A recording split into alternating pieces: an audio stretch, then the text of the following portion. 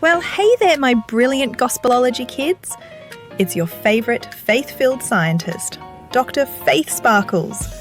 Today, we're talking about one incredible woman who took her faith and dreams to the sky. Her name is Bessie Coleman, the first African-American woman to earn a pilot's license. She didn't let anything stop her. Not fear, not doubt, and not even people telling her no. She trusted God, worked hard, and soared high. Let's watch her amazing story. My name is Bessie Coleman. I was born in 1892 in Atlanta, Texas, into a family of sharecroppers of African and Cherokee descent. My 12 brothers and sisters and I went to school when we could, but at harvest time, we would all have to help bring the cotton in from the fields. One by one, my siblings grew up and moved away, and eventually I joined some of my brothers who had moved to Chicago. There, I graduated beauty school and worked in a barber shop. Before long, my reputation as a hard worker got me hired as manager of a restaurant. In 1914, World War I broke out in Europe, and when the United States joined the war a few years later, my brothers enlisted in the army. They were proud to fight for their country, and when they returned from the war, they told me stories about their time in France. They told about their terror when German airplanes swooped down like lightning, machine guns blazing, and about their relief and excitement when French and American pilots came to their rescue. I had never heard anything so exciting in all my life. Twisting and diving and soaring through the clouds, I just knew that I had to fly someday. My brothers teased me, of course. At that time, there wasn't a flight school in America that would teach blacks or women of any race. But a customer at the barber shop where I worked was just as excited by the flying aces as I was. His name was Mr. Robert Abbott, owner of the Chicago Defender newspaper. He told me he knew for a fact that the flight schools in France were teaching women and blacks alike. I knew then what I had to do. I saved every penny I could and studied French at night until I could speak it, read it, and write it. When I had the money, I applied to flight school, got my passport, and set sail for France. Before long, I became the first black person in the world to receive an international pilot's license. And when I returned to the United States, I became the first black woman and the first Native American to receive an American pilot's license. I traveled the country putting on spectacular air shows. Barnstorming, they called it. Dazzling crowds with loop-de-loops and figure eights. Then swooping down just feet above their heads. I flew for events honoring black veterans of World War I like my brothers.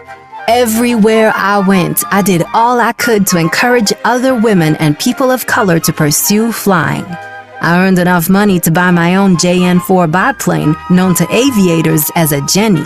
My dream was to one day open a flight school that would teach everyone without discrimination. I was making great progress toward my goal when tragedy struck. In the middle of an air show in February 1923, my Jenny's engine died. I made a crash landing, breaking my leg and several ribs. It was a terrifying experience, and I lost my plane. But I wasn't going to let one accident ruin my dream. I didn't fly for some time, but I did accept speaking engagements all over the country. On a trip to Florida, I met the Reverend Hezekiah Hill and his wife Viola. They were so kind. They came to be like a second mother and father to me. I lived with them for a time and opened a beauty shop to raise money for a new airplane. I told them about my crash, and they begged me not to fly anymore. But as much as I respected their opinion, I felt it was what I was born to do. I began doing air shows all over the country once again, even in segregated states. But if I saw a whites-only entrance to the air show with a separate entrance for people of color in back, I would give the organizers a piece of my mind. I was the one who had mastered flying. I was the one putting my life on the line. And there wasn't going to be a show if my friends and family were going to be disrespected when they came to see me. Finally, the organizers agreed that everyone could use the same entrance, regardless of race. It was a small victory, but a step in the right direction. Eventually, I saved enough money to buy a new Jenny. It's hard to know whether I should have listened to the Hills when they tried to talk me out of flying, but their hearts broke when they received word the following year that I was killed while doing a test flight in my new plane. Tens of thousands of people mourned my passing at memorial services in both Florida and Chicago. I didn't live to realize my dream of opening a flight school, but shortly after my death, a World War I veteran by the name of William J. Powell founded the Bessie Coleman Aero Club. You see, I had inspired him, and he not only became one of the first Black pilots in the U.S. military, but he spent the rest of his life helping African Americans to design, build, repair, and fly airplanes. I'm grateful that my courage and resilience inspired others to aim for the sky. Wow, wasn't that amazing? Bessie Coleman showed us that when God gives you a dream, nothing can hold you down. Even when the world said she couldn't fly, she found a way, because she believed that with God, all things are possible. So, my little scientists of faith, remember this. Don't let fear ground your dreams.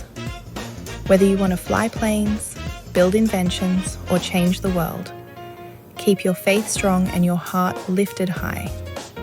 Because when you fly with God, you'll always reach new heights. Until next time, stay faithful, stay curious, and stay sparkly.